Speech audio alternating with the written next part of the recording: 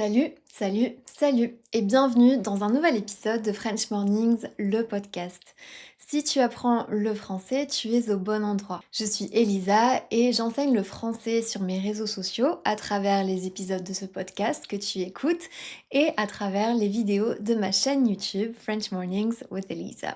Aujourd'hui, c'est un épisode improvisé. C'est un nouvel épisode du format Un café avec moi où on boit un café ensemble et où je vous tiens un peu informé de ce qui se passe pour French Mornings, de ce qui se passe dans ma vie. Et aujourd'hui, j'ai même décidé de vous parler des livres que je suis en train de lire en ce moment. Ou plutôt des livres que j'ai fini de lire. Donc, qu'est-ce qui se passe en ce moment pour French Mornings? J'ai commencé un nouveau format de vidéo sur ma chaîne YouTube, qui est un format plutôt documentaire, un peu vlog, où je vous emmène dans des endroits en France pour découvrir peut-être des villes ou des événements culturels que vous ne connaissez pas. Il y a déjà un premier épisode qui a été publié et c'est une vidéo qui se passe à Menton. Et c'est vraiment quelque chose que j'ai adoré faire. C'est un format qui est complètement différent de ce que je fais d'habitude. Il y a beaucoup plus de travail qui a été fourni et la vidéo est vraiment chouette. Elle est très très agréable à regarder, je trouve. En tout cas, moi, si j'apprenais une autre langue et que je tombais sur un prof qui faisait ce genre de vidéo, je serais très contente de pouvoir apprendre à travers ça. Je vous rappelle aussi que pour mieux suivre cet épisode, vous pouvez télécharger gratuitement un PDF qui contient la transcription de l'épisode, le glossaire du vocabulaire important, un exercice de compréhension également. Si vous avez un peu de mal à comprendre tout ce que je dis, c'est entièrement gratuit et vous avez juste à cliquer sur le lien en description, entrez votre adresse mail et le PDF arrivera dans votre boîte mail. Donc ça, c'est ce qui se passe un peu pour French Mornings en ce moment. Qu'est-ce qui se passe pour moi? Honnêtement, c'est une période un peu chargée où je me sens parfois un petit peu dépassée parce que il y a beaucoup de choses qui arrivent en même temps. Si je devais donner une note sur comment je me sens en ce moment, ce serait peut-être de 1 à 10, je pense que je mettrais un 6. Je suis un petit peu débordée et j'ai du mal mentalement à gérer tout ce que je dois faire. Pourquoi? Il y a 2 raisons principalement. La première, c'est que j'ai beaucoup d'examens médicaux à passer en ce moment. J'ai aucun problème grave de santé, je vous rassure, mais pour une raison dont je parlerai peut-être un jour, mais en tout cas pas aujourd'hui, j'ai beaucoup d'examens médicaux qui s'enchaînent en ce moment et donc j'ai toujours peur d'oublier que je dois aller à l'hôpital tel ou tel jour, que je dois prendre tel ou tel médicament à partir de tel jour. C'est une grosse charge mentale, donc ce qu'on appelle charge mentale, c'est la somme, l'accumulation de toutes les petites choses auxquelles on doit penser dans son quotidien. Donc ça s'ajoute à mon travail, à ma vie quotidienne qui est déjà en place. En fait, la deuxième raison pour laquelle je me sens dépassée, c'est que j'achète un appartement. Et donc oui, c'est une super nouvelle, mais c'est énormément, encore une fois, de charge mentale qui s'accumulent avec des documents à signer, des banques à contacter, le notaire. Le notaire, c'est la personne qui va rédiger les documents officiels de vente, de propriété, etc. Donc il y a beaucoup de rendez-vous, etc. qui s'accumulent à tout ça. Et en ce moment, honnêtement, ça fait vraiment beaucoup. Je dois aussi donc gérer le déménagement entre les 2 appartements. C'est des choses qui font partie de la vie, mais quand tout s'accumule en même temps, c'est pas simple. Et par-dessus ça, bah, je dois continuer mon travail, continuer à être inspirée et à faire des épisodes de podcast et des vidéos intéressantes. Donc c'est pas simple, pour être honnête avec vous, en ce moment.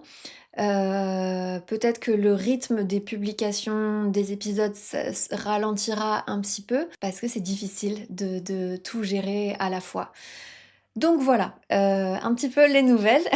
Mais maintenant, je vais vous parler des livres justement que j'ai lus récemment, donc dans les derniers mois ou bien, même que je suis encore en train de lire en ce moment. Parce que justement, j'ai, besoin de déconnecter du monde digital qui est, celui aussi de mon travail et celui du temps que je perds à scroller sur mon téléphone. Donc, pour déconnecter, je lis beaucoup et comme de temps en temps, vous me demandez des recommandations de livres, à lire en français, je vais vous parler de ceux que j'ai lus. Je connais pas tous les livres et parfois j'oublie aussi le niveau de langage, de ce que j'ai lu. Donc c'est plus simple pour moi de vous parler de ceux que j'ai lus, bah, il y a moins d'un an. Comme ça, au moins je sais si je vous le conseille ou pas. Donc je vais vous parler de 1, 2, 3, 4, 5, 6 livres rapidement parce que sinon ça va être très très long. Et pour chaque livre, je vais vous lire un petit passage, un petit extrait. Comme ça, vous voyez si vous trouvez que c'est facile à comprendre, si c'est un livre qui vous intéresse. Comme ça, vous pourrez décider de peut-être en lire un livre de ma sélection. Alors, on va commencer avec le livre que je suis encore en train de lire. Je l'ai toujours pas fini. C'est 20 000 lieues sous les mers de Jules Verne. Peut-être que vous connaissez cet auteur, il est très très connu. Jules Verne, c'est un écrivain du 19e siècle et il a écrit énormément d'ouvrages de science-fiction et de science-fiction pour l'époque. Donc par exemple, dans celui-ci, 20 000 lieues sous les mers, il imagine un sous-marin alors que les sous-marins n'existaient pas vraiment encore à l'époque. Parce que je crois que le premier sous-marin a été mis en fonctionnement 30 ans après la publication de ce livre. Donc c'est voilà, il écrivait pour le futur qu'il imaginait, mais toujours à son époque. C'est pas un livre que j'adore. Je pensais que j'allais mieux aimer que ça, mais c'est un livre où il y a énormément de jargon scientifique. Donc le jargon, c'est le vocabulaire qui est spécifique à un domaine. Par exemple, tous les termes qui vont concerner le domaine médical, on va appeler ça le jargon médical. Donc des mots que la plupart des gens ne connaissent pas, sauf s'ils travaillent dans un domaine en particulier. Donc ici, il y a beaucoup de jargon scientifique par rapport à tous les noms de poissons, d'algues, de crustacés, etc. que les personnages du livre voient pendant leur voyage. L'histoire, c'est un naturaliste, donc à l'époque, au 19e siècle, les premiers biologistes, on va dire, ou bien biologistes marins, on appelait ça plutôt des naturalistes. C'était des personnes qui faisaient un peu un inventaire de toutes les espèces qu'on rencontrait sur la planète, qui se retrouvent un peu piégés dans un sous-marin. Et ce sous-marin appartient au capitaine Nemo. On ne sait pas vraiment qui il est, ni de quelle nationalité il est. Il est un peu coupé contact avec la civilisation humaine et il vit dans un sous-marin, il visite plutôt des endroits à chaque fois incroyables. Donc c'est plutôt ça l'histoire. Pourquoi j'adore pas? Ben parce que le style est un petit peu difficile, je trouve. C'est pas vraiment un style où on se sent pris dans les aventures et on a envie de savoir ce qui va se passer par la suite, etc. Je le trouve un petit peu long. Mais après, c'est un livre qui a eu énormément de succès, donc c'est peut-être juste moi qui suis pas fan. Ce qui me dérange aussi, mais c'est normal parce que c'était une autre époque, c'est que c'est un livre donc sur les océans, mais la conscience écologique, pour l'instant, on sent qu'à l'époque, ça n'existe pas. Les personnages se nourrissent avec tout ce qui provient du monde marin.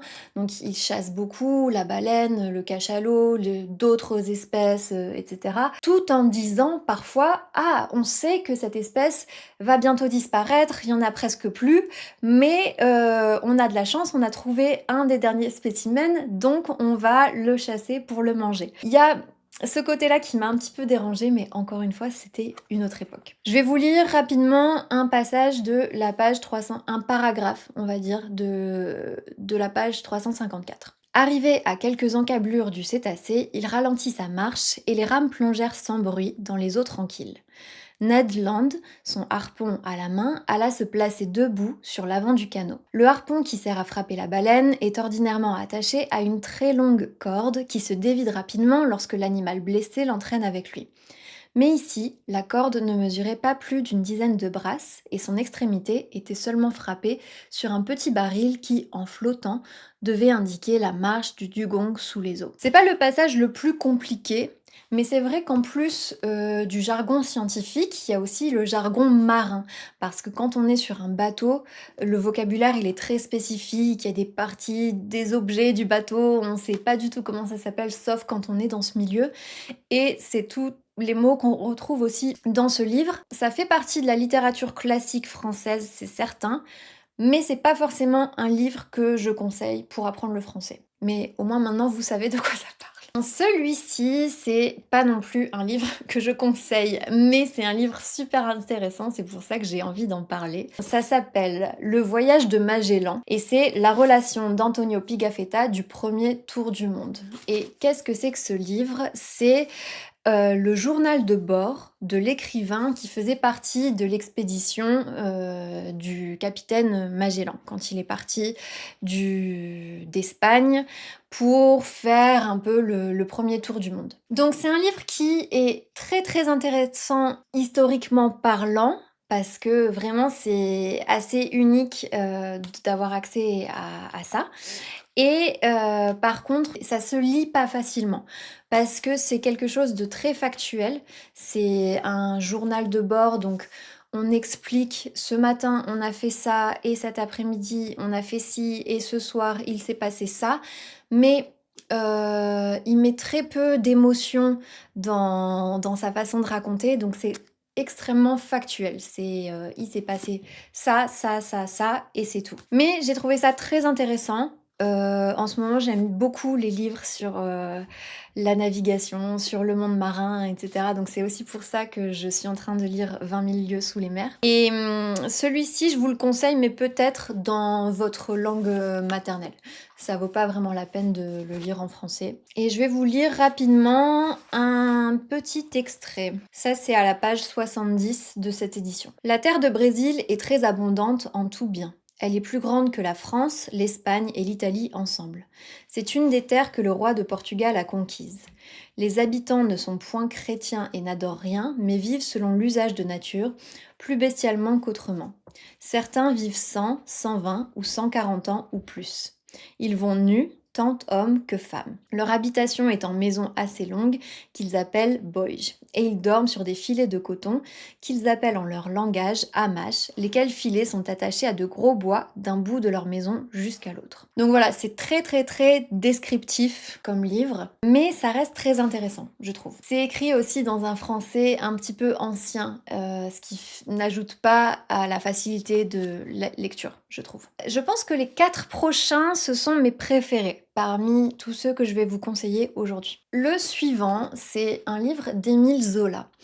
Émile Zola, c'est un très très grand auteur français parce qu'il a écrit lui aussi au 19e siècle et il a écrit de nombreux livres où les personnages en fait forment une grande famille. Donc dans ce livre par exemple, on va retrouver peut-être les parents les personnages qui seront les parents du personnage principal d'un autre de ses romans.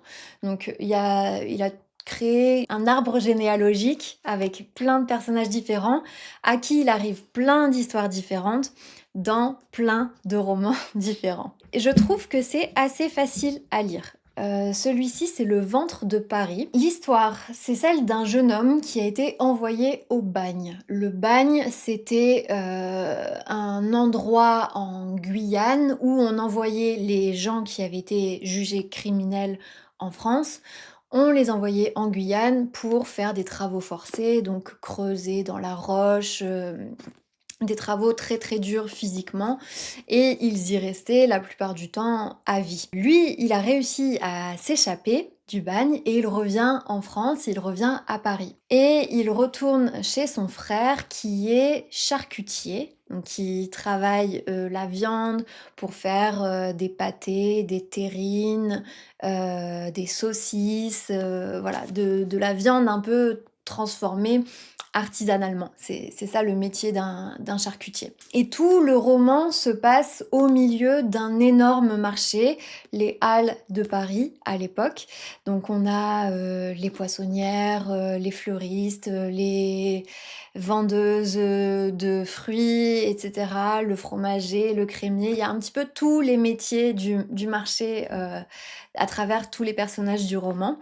Donc c'est assez simple à lire et c'est aussi très très entraînant. Enfin moi quand je lisais ce livre, j'avais du mal à m'arrêter. On a toujours envie de savoir ce qui va se passer. Il y a plutôt une réflexion en fait sur est-ce qu'il vaut mieux vivre dans la pauvreté pour ses convictions, ce qui est le cas du personnage principal, qui a un esprit un peu révolutionnaire, ou alors, est-ce qu'il vaut mieux vivre confortablement et profiter de son argent en mettant justement de côté ses convictions et en acceptant le régime en place. Donc à l'époque, c'était le retour de la monarchie et le personnage principal est révolutionnaire. Donc il y a un petit peu cette question-là qui se pose. Je vais vous lire un petit extrait au hasard. Une grosse cloche au-dessus de la tête de Florent, au coin du pavillon des fruits, se mit à sonner. Les coups, lents et réguliers, semblaient éveiller de proche en proche le sommeil traînant sur le carreau. Les voitures arrivaient toujours, les cris des charretiers, les coups de fouet, les écrasements du pavé sous le fer des roues et le sabot des bêtes grandissaient. Et les voitures n'avançaient plus que par secousses, prenant la file, s'étendant au-delà des regards dans les profondeurs grises d'où montait un brouhaha confus. Tout le long de la rue du Pont-Neuf, on déchargeait les tombereaux acculés au ruisseau, les chevaux immobiles et serrés, rangés comme dans une foire. Donc j'espère que ça vous aura donné envie de commencer à lire Émile Zola. Je pense que c'est plus accessible que ce qu'on imagine. On continue avec de la littérature du 19e siècle et ça c'est un livre que j'ai lu l'été dernier. J'ai beaucoup aimé le lire pendant qu'il faisait chaud et que j'étais à la plage, à la mer. C'est un livre qui se passe beaucoup à Marseille, donc c'était très à propos de le lire ici et à la plage. Ce livre c'est Le Comte de Monte Cristo d'Alexandre Dumas. Encore une fois, c'est un grand classique de la littérature française. C'est un gros livre, puisque là, je vous montre uniquement le tome 2, mais il y a une partie 1 qui est chez mes parents, je crois. Le Comte de Monte Cristo, je pense que vous connaissez peut-être l'histoire, parce que c'est assez connu. Et il y a un film aussi qui est sorti l'année dernière ou l'année d'avant. Et ça, c'est l'affiche du film que vous voyez sur la couverture. Donc, le Comte de Monte Cristo, l'histoire, c'est celle d'un jeune homme, un jeune marin qui va bientôt se marier, qui a une fiancée à Marseille et qui, le jour de son mariage, se fait arrêter par la police et emprisonné pendant au moins 15 ans dans un château, le château d'If, qui est sur une petite île au large de Marseille. Et il est emprisonné dans une cellule complètement isolée où il voit pas la lumière du jour, où les conditions de détention sont très très difficiles. Il réussit à s'évader, donc à s'enfuir de la prison.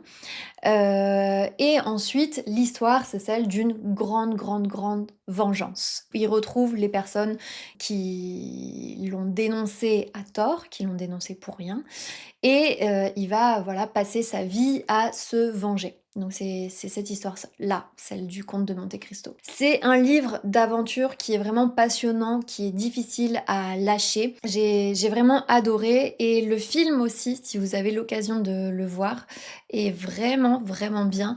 Et j'étais très contente de voir que le cinéma français était capable de créer ce genre de grands films d'époque. Ça fait vraiment plaisir de pouvoir voir ce cinéma-là. Donc je vous conseille à la fois le roman d'Alexandre Dumas et à la fois le film si vous avez l'occasion de le voir en français. Là, je vais vous trouver un petit passage. La soirée s'avançait. Madame de Villefort avait manifesté le désir de regagner Paris, ce que n'avait point osé faire Madame Danglars, malgré le malaise évident qu'elle éprouvait. Sur la demande de sa femme, Monsieur de Villefort donna donc le premier signal du départ.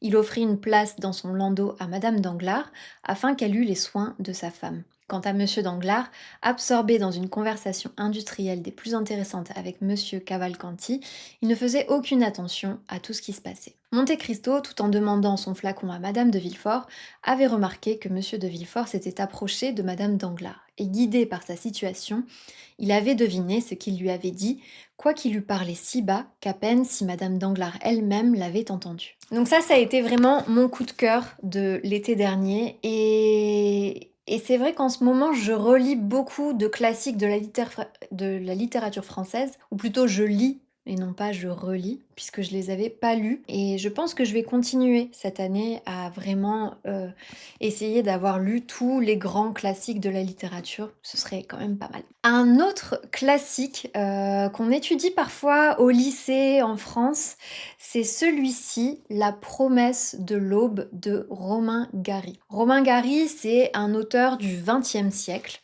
Donc on avance un petit peu dans le temps par rapport au livre dont je vous ai parlé avant.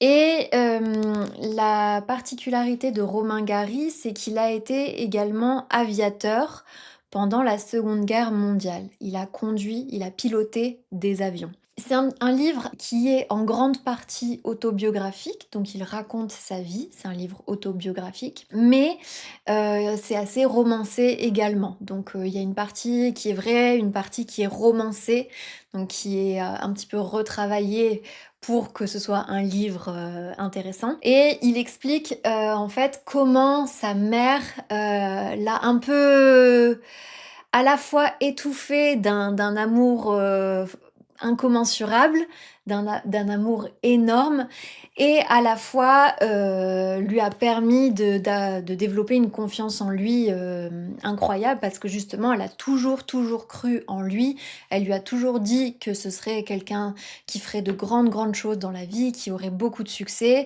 et donc il parle beaucoup de la relation qu'il a avec sa mère, depuis son enfance et ensuite à la vie d'adulte, etc. Je vous raconte pas la fin parce que c'est là tout l'intérêt du livre, mais j'ai vraiment énormément pleuré le jour où je l'ai terminé, où je lisais les derniers chapitres en sachant à peu près ce qu'il allait se passer, et c'était vraiment... Il y a beaucoup d'émotions dans ce livre, en tout cas moi j'ai trouvé. Et voilà, quand on parle évidemment de la famille et des rapports à la mère, etc., c'est quelque chose qui nous touche un petit peu tous. Donc c'est un livre que je vous conseille aussi, qui sera peut-être un petit peu plus accessible que ce que je vous ai proposé avant, puisque c'est un livre du XXe siècle, donc le langage est un peu plus proche. Je vais vous lire un petit passage. Notre situation financière s'aggrava à cette époque une fois de plus. La crise économique de 1929 avait à présent ses répercussions sur la Côte d'Azur et nous connûmes de nouveau des jours difficiles. Ma mère transforma une chambre de notre appartement en chenil, prit en pension des chiens, des chats et des oiseaux, lut les lignes de la main, prit des pensionnaires, assuma la gérance d'un immeuble, agit comme intermédiaire dans une ou deux ventes de terrain. Je l'aidai de mon mieux, c'est-à-dire en essayant d'écrire un chef-d'œuvre d'immortel. Parfois, je lui lisais quelques passages dont j'étais particulièrement fière, et elle ne manquait jamais de m'accorder toute l'admiration que j'attendais. Honnêtement, c'est un livre que j'aime beaucoup le style, il y a un petit peu d'ironie, il y a quand même beaucoup d'humour dans sa façon de raconter les choses, et encore une fois, la fin, la fin, elle est intense, et on va garder le meilleur pour la fin. Je sais pas si je peux dire le meilleur, mais en tout cas, c'est le livre que j'ai terminé la semaine dernière, et je pense qu'il n'y a aucun livre qui peut être comparé à celui-ci, et La joie de vivre de Gisèle Pellicot.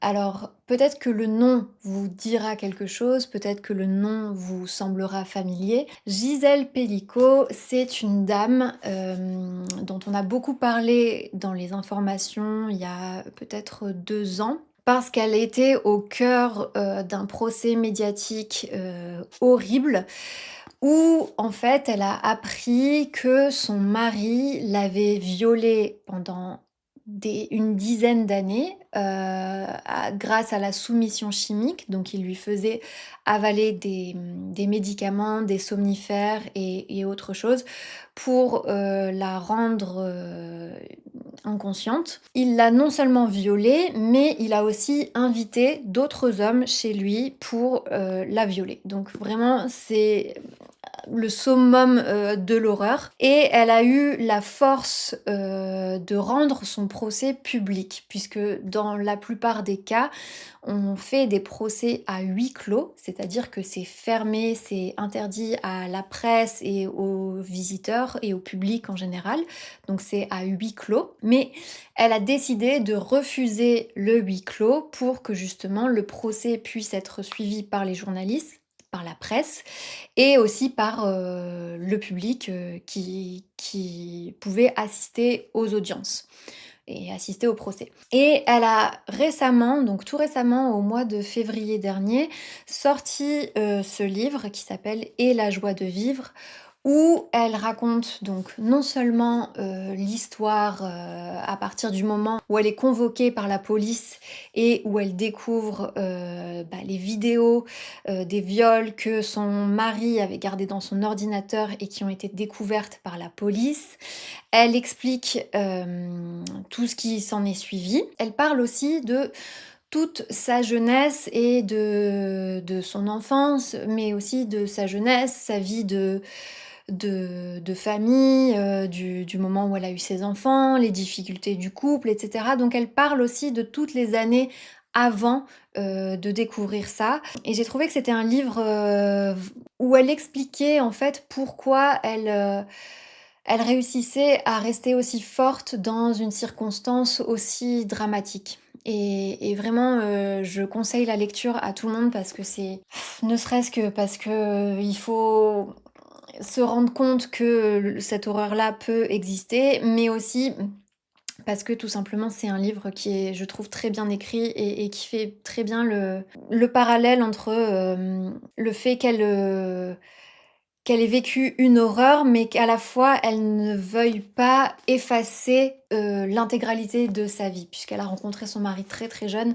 et qu'elle a passé toute sa vie avec lui, que pour beaucoup ils étaient considérés comme un couple modèle. Elle explique en fait pourquoi elle a du mal à oublier on va dire les 50 premières années parfaites ou presque qu'elle a vécues avec lui et qu'elle ne veut pas aussi les oublier parce que sinon ça voudrait dire qu'elle a vécu un mensonge toute sa vie. Donc c'est vraiment un livre